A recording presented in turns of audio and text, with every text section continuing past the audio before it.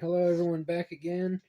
I'm doing Pokemon XD Gale of Darkness, and I'm showing off where to get. You only get access to 9 Pokemon that you can actually catch in the wild, so to speak. It's a very different game from any of the other main series Pokemon games you probably played before. So here we have Gligar, and you get free access to catch it. Which Gligar is a little bit annoying to catch. And I'm not going to attack it, I'm just going to throw the Pokeballs at it. So there's a thing that you get in the game later on, not real early in the game, but early enough. It's called the Spot Monitor, and that basically that gives you access to seeing where the Pokemon show up in the wild at which Pokespot. Okay, well, you proved me wrong.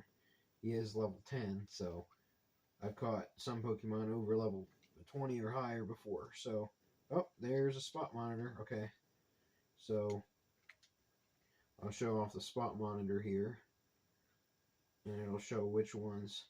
There is one time, every once in a while, you'll run into the Munchlax that eats most, if not all, of your excuse me, the Pokesnacks that are $300 a piece for a Pokesnack. So we're gonna go to different Pokespot here and see if that was the right one. If it's not, then let's see. Yeah, it is. Okay, Aron. So Aron is definitely one of the better Pokemon you can catch. Also, you can catch a certain Pokemon, each one that you can trade in Pirate Town to Duking. And Duking will trade you... he'll trade you... He wants a Trapinch, a Surskit, and a Wooper, I believe. And you get a Shuckle for the Surskit. You get a Larvitar for the Wooper, and the other two that are left over. You get a Meditite for Trapinch. Yes, I believe that's the 3. And then I'm going to just show this off here as well if you didn't know. I have to actually go here anyways. So here's a battle that you can do. I think it's daily or something. Alright, so this guy here, he gives you the Shadow Togepi that he saves. So after you restore it, he will trade you back an Elekid. He'll give you an Elekid that has really good moves that are like breedable moves, like egg moves and stuff, like Fire Punch, Thunder Punch, Ice Punch, and I think it's Brick Break or Low Kick or something, a fighting move. So you can trade your Shadow the Togepi after you purify it for the Elekid, and it's not really a bad move, especially if you don't have access to moving them up. That's probably what I recommend. But if you can move them up, I kind of like to keep the Togepi just because it's one of my personal favorites, and yeah, it's pretty good, especially when you can get it into Togekiss.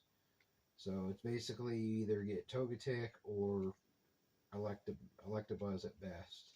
So it kind of comes down to whatever you like and kind of what your situation is, but you know, that's pretty much it. So here's the Robo Kyogre from Gate and Port going to Dark Isle. This is the final boss area, and this is post game, so all around here is full of trainers the whole way. And here's the shortcut that's of course shut off until you beat the game, till you beat the final area. Once you come up this way, this is where it gets kind of crazy. You come up here through that portal. The elevator there leads you to basically a boss rush of at least 3 really good trainers with a lot of good Shadow Pokemon, from Snorlax to Lapras to, I think it's Electabuzz to Salamence to Lugia to Articuno, Moltres, Zapdos, Rhydon. We got Rhydon, Executor, and I don't know why. Executor, Rhydon, and Tauros. So those are definitely really good Pokemon that you're going to want to pick up. And you have to catch all 83 anyways, or all 82 to get to the 83rd, which is Dragonite. That you have to track down from Mirror B, and then you go to the Lighthouse. And yes, okay, so Tauros does have Earthquake too. So I am a huge fan of Earthquake, especially because most of your good Pokemon are flying types, so you can just double battle Earthquake spam with a flying type. Your partner doesn't get hit by it, and you can always just teach Protect if that's a problem for any non-flyers or non-levitators type deal. So I try to level up my Earthquakers to as high as they go, and right here you can see what I'm using. This is my level 100s. See, Duking is where I got the Tyranitar, Rock Dark, he's got the Soft Sand.